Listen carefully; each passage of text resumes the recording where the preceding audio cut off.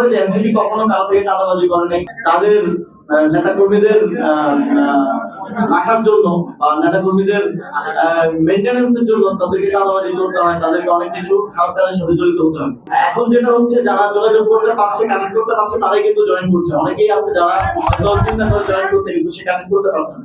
আমাদের তাদের জন্য ওই সুযোগটা তৈরি করে দিতে হবে। এবং পলিটিক্যাল পার্টিতে অনেক ক্ষেত্রে যেটা হয় যে বাংলাদেশের যে বড় পলিটিক্যাল পার্টিগুলো আছে, অনেক সময় তাদের বেশি নেতা কর্মী তাদের জন্য লায়াবিলিটিস হয়ে যায়।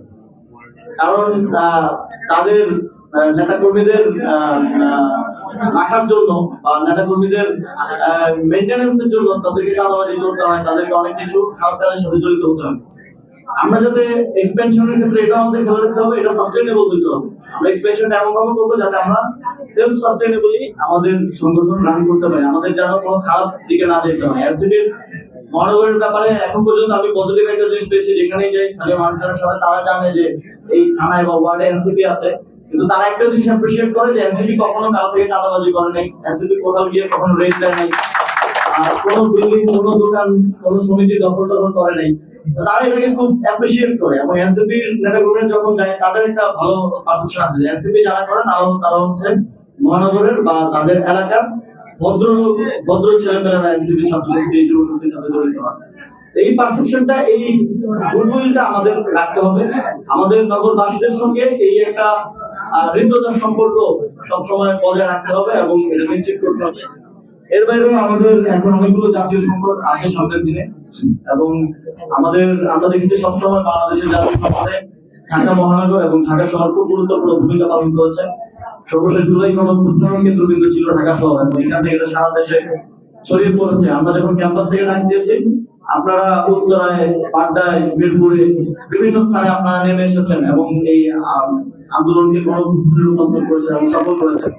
আমরা যখন লং মার্চ টু ঢাকা দেই, তখন ঢাকার অন্তত 20টা জায়গা থেকে হাজার হাজার লাখ লাখ মানুষের মিছিল গণভবনের দিকে গিয়েছে।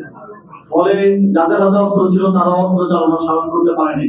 আমাদের ওই ঐক্যটা ধরে রাখতে হবে, ওই স্পিরিটটা ধরে রাখতে হবে, এবং ওই মানুষগুলো যারা সেই মিছিলে ছিল তাদেরকে আবার এনসিপির মিছিলে যুক্ত করতে হবে, যাতে করে আগামী দিনের আমাদের যে গণতান্ত্রিক লড়াই, যে সংস্কারের জন্য যে লড়াই চলছে, এখন আমরা দেখছি একটা নতুন সরকার এসেছে, তারা ভুলে গেছে যে 2024 সালে এবং পরবর্তী সময় বাংলাদেশে কি হয়েছিল।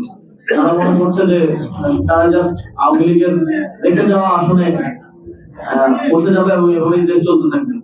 আমরা স্পষ্টভাবে বলতে চাই যে সংস্কারের ব্যাপারে এনসিপি নন নেগোশিয়েবল, এবং আমরা আমাদের এক দফায় স্পষ্ট ভাবেই বলা ছিল যে আমরা রাষ্ট্রের কাঠামোগত সংস্কার চাই, আমরা ফ্যাসিবাদী ব্যবস্থার বিলোপ চেয়েছি, আমরা শুধু শেখ হাসিনার পতন চাই নাই।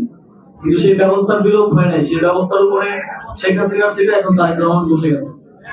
তো আমাদের এই লড়াইটা চালিয়ে যেতে হবে সামনের দিনে, সেজন্য আমাদের প্রয়োজন শক্তিশালী সংগঠন।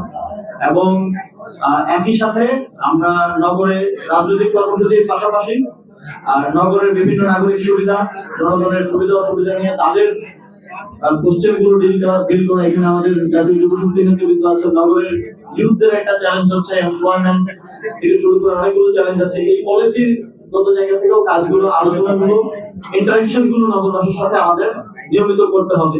আর নেতৃত্ব পলিসিটা দিলে কিন্তু সেটা বাস্তবায়নটা আপনাদের মাধ্যমে, আপনাদের গুডউইল, আপনাদের নগরের প্রতি কমিটমেন্টের জায়গা থেকে তৈরি হবে, এবং আপনাদেরও নগরের সাথে একটা যোগাযোগ সম্পর্ক তৈরি হবে।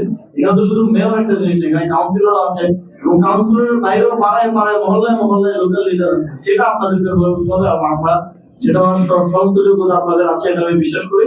এভাবেই জাতীয় নাগরিক পার্টি আগামী দিনে বাংলাদেশের জনগণের জন্য ইনএভিটেবল একটা পার্টি হিসেবে তৈরি হবে, এবং এমন একদিন আসবে যখন বাংলাদেশের মানুষ জাতীয় নাগরিক পার্টিকে ক্ষমতায় আনাটা এই দেশের মানুষের জন্য একটা নতুন গণ আন্দোলনের রূপ নেবে ইনশাআল্লাহ।